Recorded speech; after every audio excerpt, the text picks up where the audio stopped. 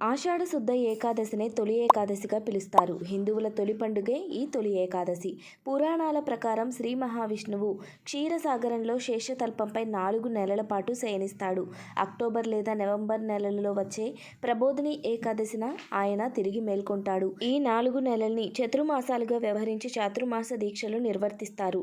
ఈ 4 నెలల కాలం పాటు కూడా చాలా వరకు హిందువులు మాంసాహారానికి దూరంగా ఉంటారు. ముఖ్యంగా ఈ తొలి ఏకాదశి పర్వదినం రోజున మనం పొరపాటున కూడా ఈ కూరను తినకూడదు.